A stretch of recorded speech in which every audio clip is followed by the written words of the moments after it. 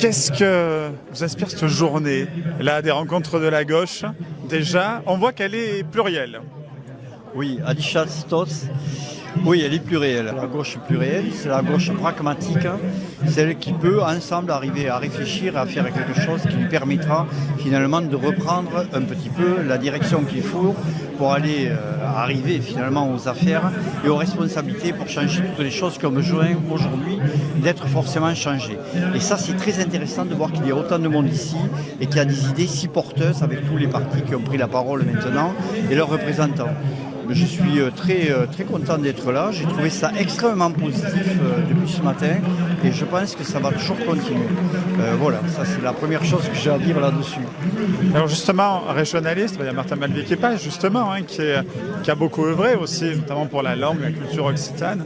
Là, il y a encore cet espoir encore aujourd'hui que ça continue justement pour mettre un peu moins de centralisme, disons les choses.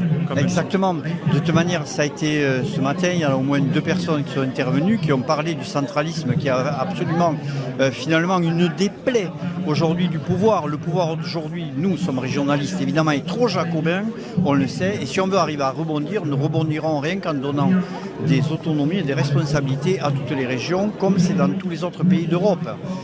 Dont la France toujours est dans un régime qui est vraiment totalement, on pourrait presque dire sectaire, mais en tout cas jacobin, c'est sûr. Et si on ne sort pas de cette enclave-là, nous n'arriverons jamais à rebondir correctement.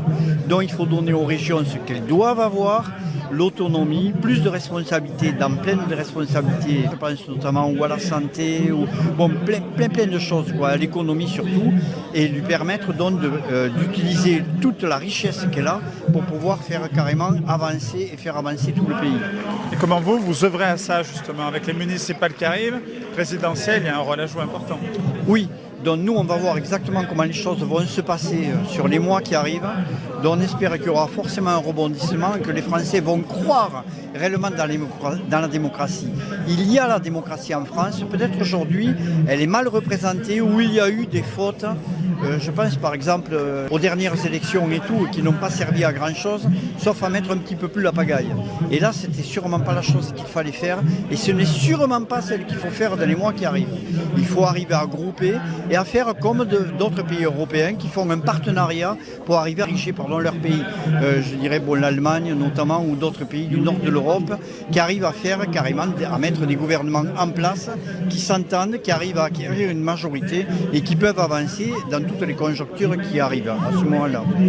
Un truc à rajouter en plus qu'on n'a pas évoqué? On m'a dit d'ailleurs un des intervenants ce matin, il a bien dit c'est peut-être la seule région où il y a réellement un esprit qui peut faire avancer la gauche, encore une fois, et faire pourquoi pas aboutir la gauche.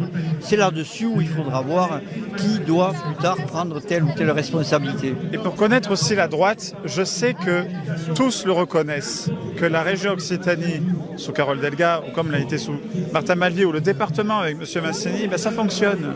Oui, ça fonctionne. Donc ça veut dire que la gauche peut faire fonctionner. Il suffit qu'elle arrive à discuter, à s'entendre, à faire quelque chose qui ressemble vraiment à un réel partenariat. Et à partir de là, les gens se reconnaîtront dans la démocratie, soutiendront la démocratie et ne voteront sûrement pas des partis extrêmes qui vont nous amener à la catastrophe. Au niveau du pays, de la région évidemment, du pays et surtout de l'Europe, où on voit bien aujourd'hui que si on avait, et je prêche pour ma paroisse, une Europe fédérale, il n'y aurait sûrement pas une guerre en Ukraine. Bien, c'est noté, merci beaucoup. C'est moi qui merci. Merci.